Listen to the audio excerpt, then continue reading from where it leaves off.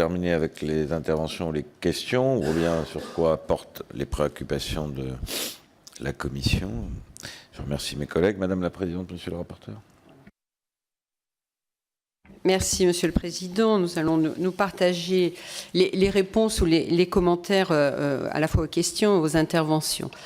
Madame le rapporteur a indiqué qu'il fallait évoquer la question que les taxes soient abordées uniquement dans les lois de finances avec le gouvernement, mais je pense qu'on sera tous là et on pourra tous le faire ensemble. Après, effectivement, l'alternative qui est proposée par Madame le rapporteur de dire qu'il faut faire ça de manière progressive, finalement, puisqu'en retenant une rampe de lancement, c'est un petit peu ça. Bon, il faut réfléchir, il faut travailler sur le sujet, mais j'ai des doutes effectivement sur la nature de l'impact qui peut exister dans la mesure où on étalerait ça dans le temps. Et après, bon, faut voir combien de temps on étale ça. En tout cas, à mon avis, ça doit être sur une période courte si cela doit être fait. Monsieur Charles de Courson évoquait la situation des beurres et margarines, qui a d'ailleurs été évoquée par Marc Le Fur. Alors effectivement, il faut rappeler que cette distinction de TVA qui existe entre le beurre et la margarine résulte d'une volonté de soutenir la filière lait. C'est la motivation en fait de cette distinction de TVA.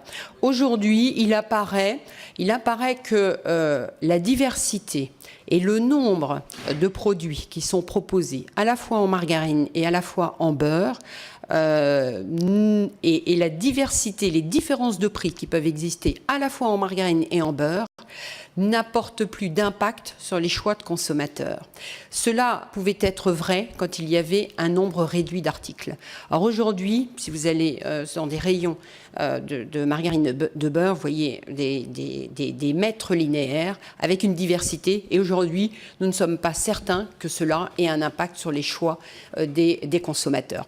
Voilà pour répondre, parce qu'effectivement, notre volonté, ça a été de soutenir et d'apporter une attention particulière sur la filière agricole. Le chocolat, cela a été évoqué par plusieurs personnes. On demandera à Monsieur de Courson de nous apporter des chocolats de Duchesse, puisque certains indiquaient qu'ils ne connaissaient pas. Donc ça pourrait être à une prochaine commission des finances. Dire qu'il faudra être vigilant effectivement pour que cette répercussion de taux de TVA apparaisse sur les chocolats. Rappelez que nous avons 4000 artisans chocolatiers en France et que le chocolat est un produit qui fait également l'objet d'exportations relativement importantes. Nous avons un vrai savoir-faire. C'est, je dirais, une identification de produits de luxe de la France, et nous avons intérêt à aider ces artisans chocolatiers qui sont le plus souvent des artisans qui développent des produits du territoire, des produits du terroir, qui donnent une vraie identification géographique. Chacun a ses chocolats, on en a tous partout. Et je crois que c'est très important. Ça répond finalement également à la question d'Alain Forêt, qui indiquait qu'il était important d'apporter un soutien aux produits du terroir. Mais là, je crois qu'on apporte un soutien aux produits du terroir par cette diminution du taux de TVA. Je réagirai également sur un propos de Charles de Courson, qui considérait que la formule de retenir une hausse de fiscalité en mettant une hausse de la contribution sur les boissons sucrées ne lui paraissait pas pertinent, qu'il préférait une augmentation de la TVA sur les boissons sucrées. C'est un point que c'est une idée que nous avons émise, c'est un point sur lequel nous avons réfléchi, étant entendu que la situation est complètement différente, parce que la TVA est appliquée sur une valeur. En revanche, une contribution est appliquée sur une quantité. Et là, si on veut répondre, je dirais, à une notion de fiscalité comportementale, si on veut joindre cet élément, le fait de retenir une contribution sur les boissons sucrées est complètement plus pertinente que de retenir une hausse de la TVA qui, elle, joue sur la valeur et pas forcément sur les volumes de sucre à l'intérieur. Voilà un élément donc qui nous a conduit à ce choix, parce que finalement, il est vrai que d'augmenter la TVA de 5,5 à 20 sur les boissons sucrées nous amenait à peu près à un niveau de recette d'à peu près 600 millions. Par ailleurs, si nous avions retenu une hausse de TVA, cela avait un impact également sur les boissons édulcorées, ce qui n'était pas notre souhait. Donc voilà les deux éléments qui nous ont fait plutôt pencher sur une contribution donc sur les boissons sucrées. Dire également que nous avons ouvert une porte. Puisque vous le verrez dans le tableau qui est présenté, nous avons retenu comme première alternative donc une hausse de la contribution sur les boissons sucrées, mais également une réflexion qui pourrait être menée, mais qui doit être menée à ce stade. Nous n'en avions pas forcément tous les éléments, qui doit être menée avec les services de Bercy pour prendre en compte peut-être une taxe sur les sucres qui serait compris dans l'ensemble des produits alimentaires. Voilà, ce sont finalement deux pistes qui sont émises.